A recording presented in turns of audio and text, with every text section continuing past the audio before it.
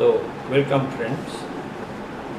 Today we learn about the energy stored in a capacitor. Okay, the one attribute that we have not talked about, and that will help us in discussing several very interesting things. This is the capacitor, and the capacitance is equal to epsilon naught A over D. The charge over here is plus Q and minus Q, and of course the other things you know, the area of this plate and the area of this plate, and that the charges are distributed inside. These charges have to be brought, as I told you, by some kind of a working agency, and that could be a battery or a cell of appropriate value. When the potential difference between these two becomes equal to capital V volts. Okay. Now, the values that we'll get for the energy, there are several formulae: half into QV, Q square upon 2C, and half CV square. Okay, and I will discuss this epsilon naught, this half epsilon naught E square.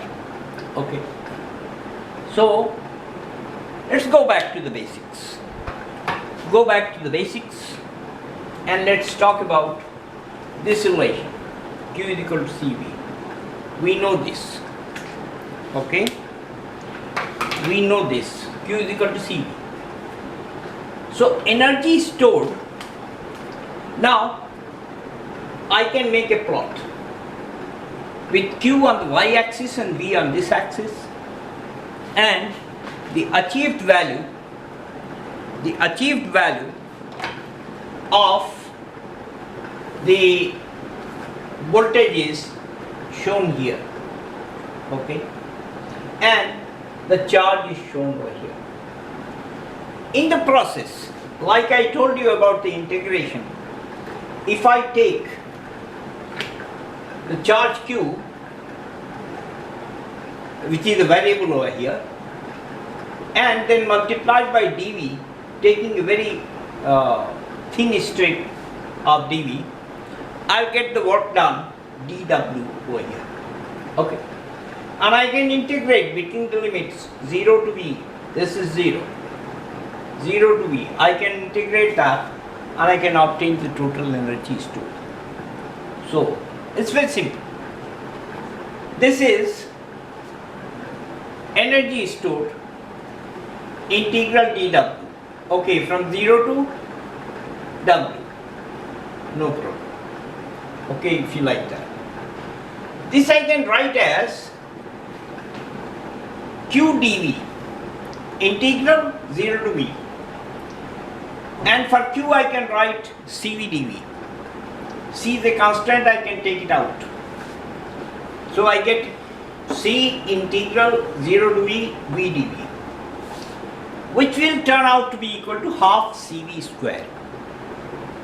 Okay, it's only because of this general integration that I have just defined over here, that the formula is that 0 to x to the power n dx is equal to x to the power of n plus 1 divided by n plus 1, where there is the condition that n plus 1 is not equal to 0.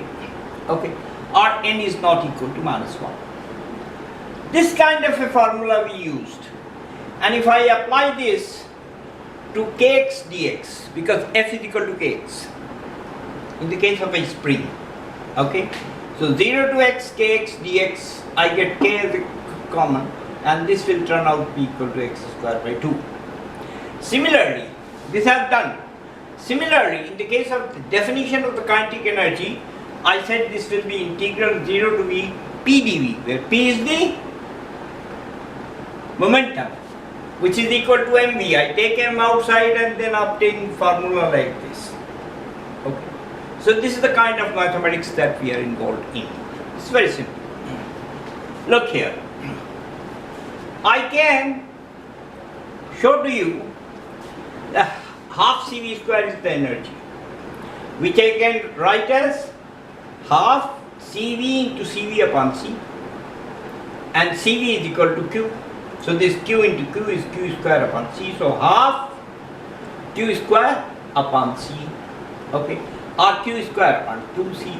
So this formula we obtained, this formula we have already obtained, okay. And now if I substitute the values, then also I can obtain, but by simple inspection, for the bio students I can tell you that because this is the total area under consideration which has to be calculated, and you can see that there is a rectangle over here. So from here to here it is V, from here to here it is Q. So total thing is Q into V, and naturally only half of it is there. So I can say this is equal to QV upon 2. Okay, by the coordinate geometry principles. Okay, good. Then again I write that half CV square. Half CV square is equal to half C into ED, because V is equal to E into D, where D is the distance between these two plates of the capacitor. So half C into ED square, okay, which I can write here as half epsilon naught A over D, D square into E square. So one of the D's will cancel. What I'll get is AD over here into half epsilon naught E square. What is AD? Between the two plates, the total volume which is contained over there is equal to AD. So that is the volume element. Okay.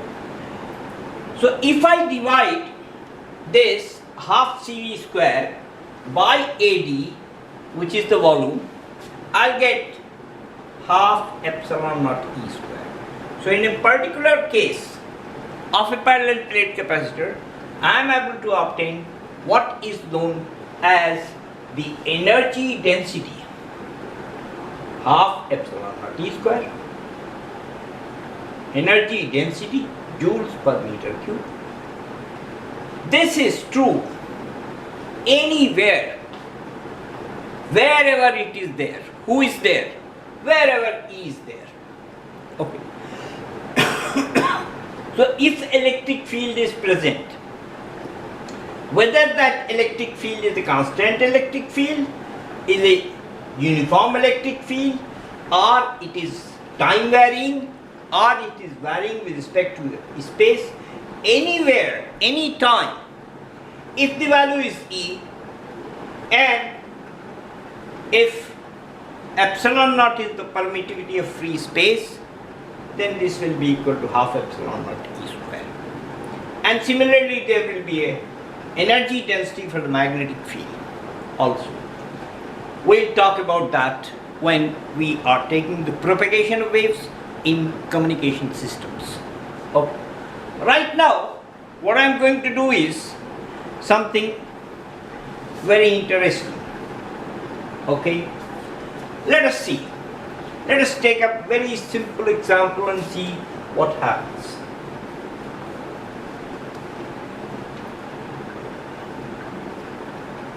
Let us take a very simple example and see what happens. Okay, you also go. No problem. I remember and my friends also remember everything. Okay, there is nothing which we are for. Okay, I have a capacitor. I have a capacitor, and this capacitor is charged with the help of a potential difference system, which can be a battery, which can be any agency. So what we have? We have a C. We have a minus Q here on this side, and plus Q here on this side. Okay. And suppose we do what? We apply it, the potential difference. So the data becomes to us Q QCV. Okay, this is the data. QCV. Right? C is depending upon the geometry of this system. This is charged. And now what I have another capacitor. Another capacitor. Same value C. Same D, same A. Okay, let me write A and A over here. Okay, A and A over here. Okay. Now what I do is I connect this point over here and connect this point over here. So what will happen? Tell me. I can have some kind of a in between. I can have some resistors also. No problem. Maybe, may not. Okay. I can put some resistance over here also. No problem. And connect them. Now what will happen? At that moment of time, when we start the system, okay, the voltage over here is, potential difference over here is 0. Charge over here is 0. The only thing is it has a geometry. Okay. So what happens? Okay. So what happens? So first momentarily there will be some current. This will become positive. This will become negative. And this capacitor is now charged due to capacitor number 1. Capacitor number 2 is charged because of capacitor number 1. Okay. So what is going to happen? Charge is going, and both have got the same kind of a geometry. Okay? Both of them have got the same kind of geometry. So ultimately, actually what is happening is that the area of this plate is increasing, becoming kind of double. So the charge will be spread. Okay? And therefore, after that what we have, that the charge over here becomes equal to Q by 2 minus Q by 2 plus Q by 2 and minus Q by 2. Right? The charge will be distributed. Okay. And now let's see, recall our formula. Half QV. Okay. Q square upon 2C. Okay. Half CV square. These are our friend formula. And we should be able to say one formula from the other formula within short span of 5 or 6 seconds. Okay, if you are quick, could be less time. Okay, I am an old man, I may recall it slower. You are young people, you can recall things like this. Okay, now let's see. The capacitance does not change because the capacitance C is equal to epsilon naught A over D. In both cases, the capacitance will remain the same. So what is changing? What is changing? What is changing is the value of Q. So what is the energy over here? Q square upon 2C. C remains the same. So Q by 2 whole square upon 2C. How much is that? This becomes equal to Q square upon 4 and 2, 8C. Okay? And similarly, the energy that will be here will also become equal to Q square upon 8C. Am I right? Am I wrong? Tell me. So I now have two sets of energies. One is Q square upon 8C and the other is also Q square upon 8C. And how much I had? I had Q square upon 2C. In the first case, Q square upon 2C. So now when I add them together, so this becomes equal to how much? Q square upon 2 into 2C. Hey, what happened? This is equal to half into Q square, same thing I am writing again, Q square upon 2C. Okay?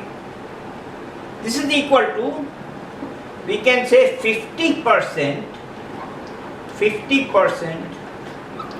of the original.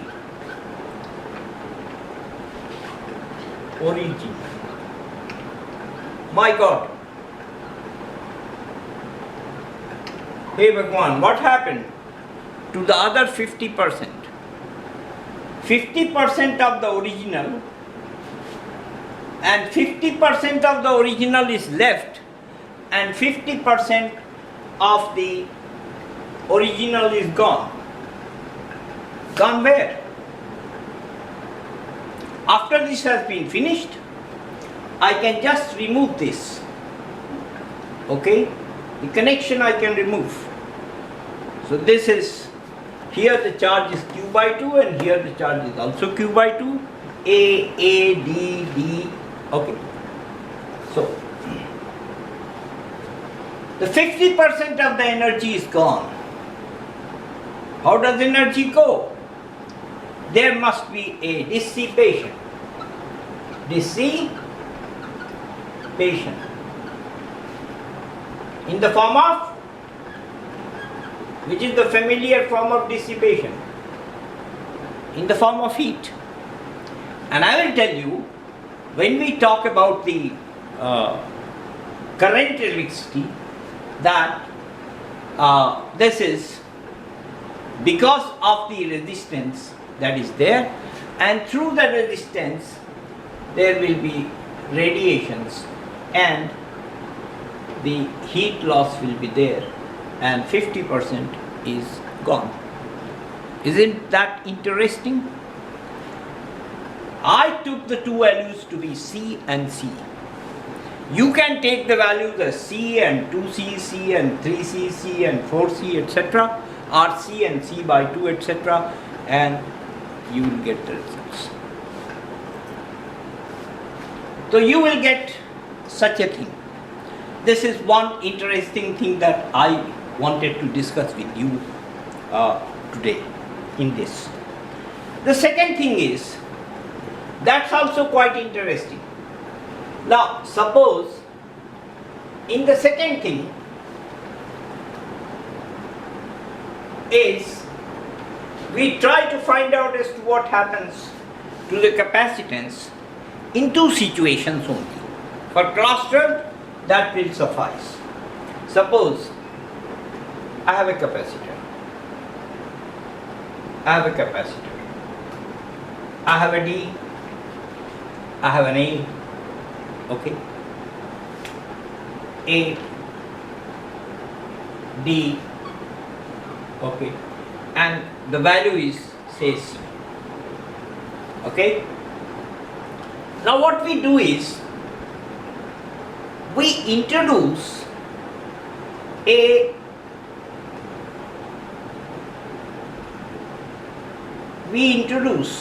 in it some kind of a dielectric. which extends to, okay, this side. This is A naught. The area, this side is A naught, and this side also A naught, and so the area which is left with air or vacuum, this area will become equal to A minus A naught, right? And here I have the value of K as the dielectric constant. Also we can say that the value of K, which is equal to epsilon r, and here the value of K is equal to 1. Now I am asked as to what will be the capacitance. So what I am going to do is, now look here, it's very interesting. What we do is, I will do it like this. There is one capacitance like this, and another capacitance, I'll say, is in parallel to it. Okay, and from here and from here I connect them, and this are connected. Okay, D is the same. In both the cases the D is the same. The area of this plate is A naught, and there is a K value over here, and here the value of K is greater than 1, and here the value of K is equal. Okay, so what will happen? I can calculate this capacitance. The capacitance over here will be equal to, how much is the capacitance? C is equal to epsilon naught K A upon D. Okay, so this I can call C1, and the capacitance over here, that I can say C2 is equal to epsilon naught into 1, K is equal to 1 into A, and the A value has become A naught, and this is A minus A naught, and divided by same D. Okay, so now I have two capacitances in parallel, and I can just add them together. So net capacitance will become equal to C dash will be equal to C1 plus C2. Okay, you can take values of K, any value, 2, 3, anything like that, and the value of A naught to be equal to A by 4 or A by 2 or A by 3, A by 2, etc., etc., and you can do that. This is when we introduce like this. There is another situation where I can, between the plates, I can fully introduce a K value over here. Okay, then we take them, this is plus, this is minus, and then we imagine that there is another capacitor where there is a plus and there is a minus, and then the D value has now changed from D to D minus X. Okay, so this is X and this is D minus X. I'm just telling you how we can do this problem easily. Okay, so this kind of a thing, if we introduce this thing which has got the same area but different X, R. Now if I remove this K from here, this slab, from here to here to here to here to here, anywhere, it will not make any problem for us. Similarly, we can have many slabs like this. Okay, and we can say this is K1, this is K2, this is K3, etc., K4, Kn, etc. And you are well versed with what we do with capacitances in series. So this you will write as C1, C2, C3, C4, and say 1 upon C will be equal to 1 upon C1 plus and so on. Okay, and then calculate the value of C. Of course, the problem comes which will not be asked. Okay, if anybody is going to ask that, or any coaching center, anyone is going to ask you as to what will happen if I have the plates like this and I have a thing introduced like this. This can be done. There is no problem. It can be easily done. Here it is K and here it is K is equal to 0. A is there, D is there, etc. It can come to the top, it can come to any point over here, there can be a slope, etc., etc. The only thing that becomes is that there comes a complexity in the mathematics. But as far as doing it is concerned, you can always do it. Okay. So I thought that I will include the principle of 1-digit of generator, but not only the principle, but the description of that generator. I expect you to read it, and then we'll do it later on. So today I finish this chapter, science. I'm writing something, science 1D graph generator, which generates very high potential, okay, which can be used for accelerating charged particles, to investigate the micro nature of atoms and points, etc., just to accelerate them and give them. When we accelerate them, A is there, then the same mathematics comes. V is equal to U plus AT, S is equal to UT plus half V square, V square is equal to U square plus 2AS, which you are really well versed with, and the kinetic energy is half of UT square. My friend says that you have been very fast, but my dear friend, people who are looking at me, they are wise people, not otherwise like you. Okay, so they will do it. They'll do it. Thank you very much. And if you have questions, you can ask. Always, I can help.